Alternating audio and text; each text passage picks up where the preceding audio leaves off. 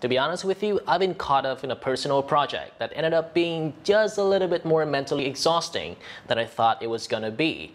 But now, thankfully, I have finally regained my balance and returned to doing what I love. But come on, you don't really care, do you? Let's get to the video.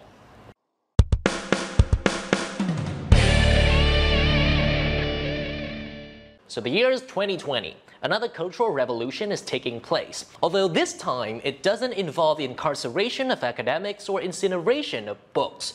It is actually much more depressing.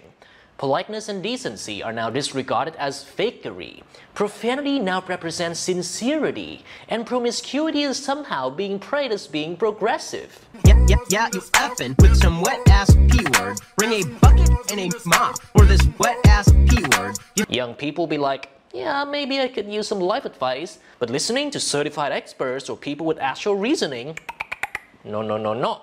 Unless they have a couple 100K followers on TikTok, or call me an idiot for asking questions. They ain't legit. If you're also Vietnamese, you might be familiar with the saying, those who preach moralities tend to be full of human excrement. It was meant to be a critique of fake internet gurus whose actions contradict their moral claims. But as the saying became more and more overused, its meaning and purpose have been warped and demented beyond recognition. Now the saying is mostly used by the mentally 12 to write off the intellectual who don't see eye to eye with them. I really couldn't help but noticing that there is now a social stigma to acting like a decent human being. Okay, boomer. Children are looking up to internet gangsters who built their brand around being unfiltered, even going as far as calling them teachers while being extremely rude and judgmental towards the actual teachers. They'd be like, yeah, her attitude may be obnoxious, but hey, at least she's honest.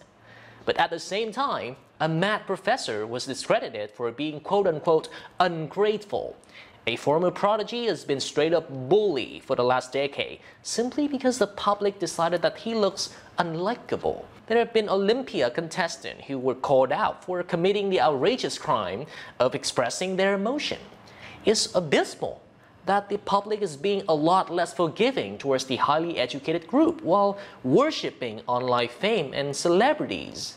Everybody just yells and screams at each other. Nobody's civil anymore. Boy, I guess we really do live in a society, do we? But unlike that slightly less psychotic character, I actually believe that we're becoming more civilized as a society. Young people are being less tolerant to social issues that used to be the norm in the past. We are improving, but why does it still feel like a society is spiraling down the rabbit hole?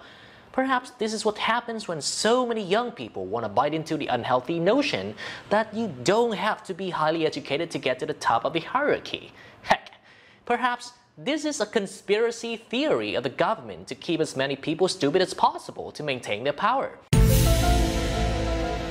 But the answer could be a lot simpler. It could be the silence of the intellect.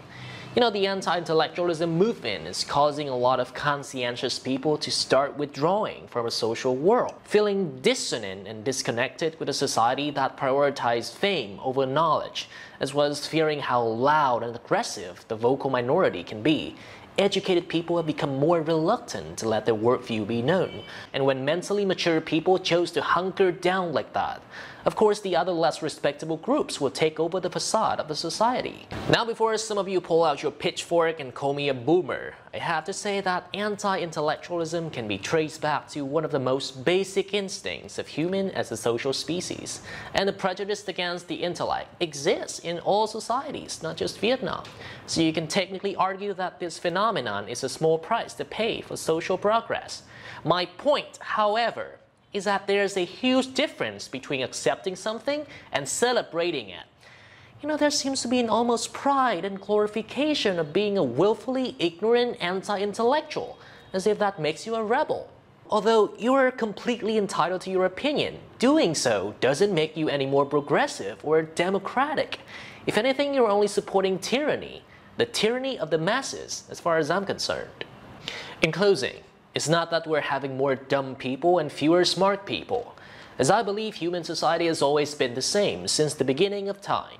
A few winners and a whole bunch of losers. The problem is, we're having more dumb people who are convinced they are smart, and smart people who are convinced they are dumb. I didn't say that to imply that I belong to the smart ones. No, really, I'm not.